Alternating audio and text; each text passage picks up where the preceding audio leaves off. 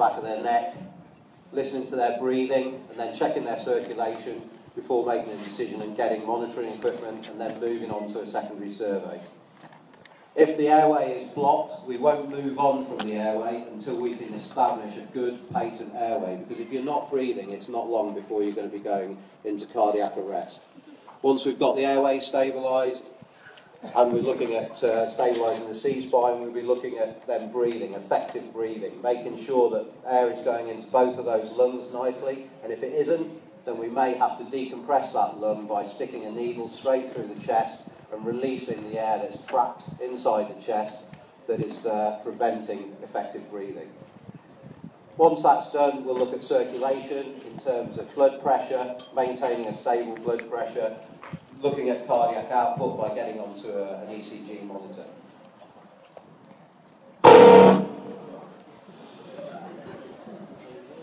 Okay, what's happening now is the paramedics are taking charge of the casualty. In reality, a concurrent activity would be that the fire service would arrive. Once the fire service would arrive, what we'd initially do was make the scene as safe for our crews and for everybody else, but preventing any future fires developing within the car. So what the crew would do, run off one of our water hose drills to protect the local environment for any fire spread from the vehicle or from anywhere else. What we're then going to do is we're going to stabilise the car to make sure it's a good flat working platform. There's no movement in it should there be a C-spine injury to the casualty. So you can see two of my colleagues are coming out and they're going to stabilise the car by stopping it moving by using some blocks to stop it moving on this suspension. Also, at this point, we'd make sure that the handbrake was on, the ignition was off, and the car's not going anywhere. We'd also speak to the paramedic to make sure that they were happy with what we were doing and see the urgency in the case of the casualty. Because the casualty, depending on their condition, may have to come out straight away. As you can see at the moment, we've struggled to get the casualty out. So as soon as we get the vehicle stabilised and all the glass managed, we'll then make a B plan, which will be our plan to extract the casualty out of the vehicle as quickly as possible. And that will happen as soon as the vehicle is stabilised and the glass is managed.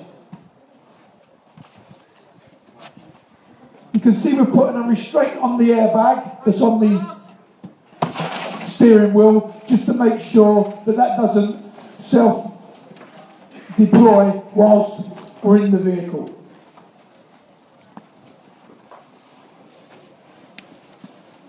Other activities that would be going on is we'll be exposing all of the interior of the car to make sure that there's no other airbag devices inside that may go off. Fortunately for us, this is an old car, okay, that hasn't got any of those devices, but on our fire engines we've got a computer system that can show us where those devices are.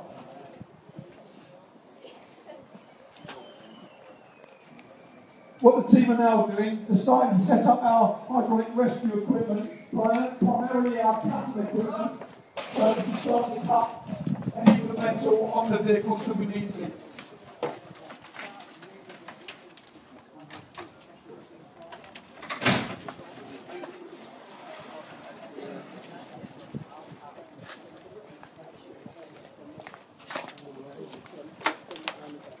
One of the main problems that we have with the glass is under impact, when we go to cut the vehicle, if we've not managed all the glass and got rid of it, it's got a tendency to explode in the car when we don't expect it. So the first thing we do is get rid of all that glass.